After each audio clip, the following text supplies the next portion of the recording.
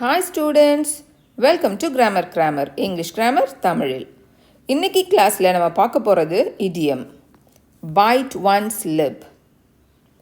Bite one's lip அப்படின்னா அர்த்தம் என்ன பார்க்கலாமா?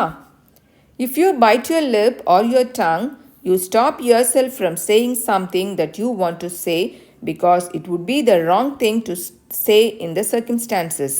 அதாவது if you byte your lip அப்படின்னா என்ன மீனிங் அப்படின்னாக்கா, நீங்கள் உங்களுடைய எமோஷனை வெளியே காட்டாமல், நீங்கள் எதுவும் பேசாமல் அந்த இடத்துல நீங்கள் அமைதியாக இருக்கிறீங்க. ஏன்னா உங்களுடைய எமோஷனையோ நீங்கள் ஏதாவது பேசுனீங்கனாலோ அந்த இடத்துல அந்த சூழ்நிலையில் அது சரியாக இருக்காது, தப்பாயிடும் அப்படின்ற எண்ணத்தினால நீங்கள் என்ன பண்ணுறீங்க, உங்களுடைய எமோஷனை, உங்களுடைய வார்த்தைகளை, நீங்கள் உங்களுடைய கோபத்தை எதையும் வெளிப்படுத்தாமல் அடக்கி வச்சுக்கிறீங்க. இதுதான் பைட் ஒன்ஸ் லிப் அப்படின்ற இந்த இடியம்க்கு மீனிங். பாருங்கள் அதுக்கு மீனிங் என்ன அப்படின்னு தமிழில் சொல்லியிருக்கிறேன். டு ஸ்டிஃபில் ஒன்ஸ் ஃபீலிங்ஸ், அதாவது உணர்வுகளை அடக்கி விடுதல். ஒருத்தருடைய உணர்வுகளை மற்றவங்களுக்கு தெரியாமல் நம்ம அடக்கி கண்ட்ரோல் பண்ணி வச்சுப்போம் இல்லைங்களா, அந்த சூழ்நிலையை நம்ம சமாளிக்கணும் அப்படின்றதுக்காக, அந்த சூழ்நிலை நம்மளுடைய கையை மீறி போயிடக்கூடாது அப்படின்றதுக்காக, அதுக்கு பேர் தான் பைட் ஒன்ஸ் லிப். அடுத்தது பாருங்கள், force yourself not to express the negative emotions that you are feeling. நீங்கள் உணரும் எதிர்மறை உணர்ச்சிகளை வெளிப்படுத்தாமல் அடக்குதல்.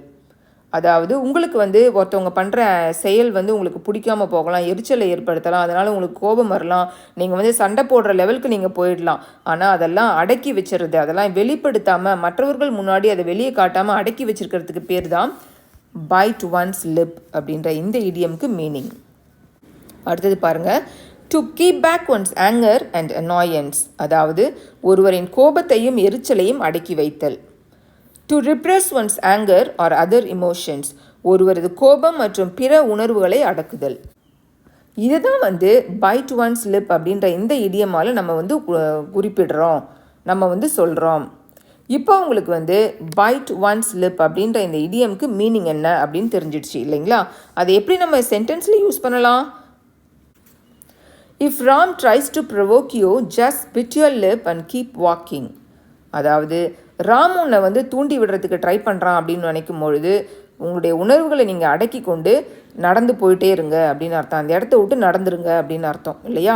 ராம் உன்னை தூண்டி விட முயற்சிக்கிறான், உன் உணர்வுகளை அடக்கி கொண்டு நட அப்படின்னு அர்த்தம். யாராவது ஒருத்தர் ஏதாவது டிஃபிகல்ட்டான சுச்சுவேஷனில் உங்களை தூண்டி விடுவாங்க, உங்களுடைய ரியாக்ஷனை இக்னைட் பண்ணுவாங்க. அவங்க அந்த மாதிரி பண்ணும்பொழுது நீங்கள் என்ன பண்ணணும், அதை புரிஞ்சுக்கிட்டு உங்களுடைய எமோஷனை கண்ட்ரோல் பண்ணிவிட்டு அந்த இடத்த விட்டு நீங்கள் நகர்ந்து போயிடணும் அப்படின்றது தான் இந்த சென்டென்ஸுடைய மீனிங்.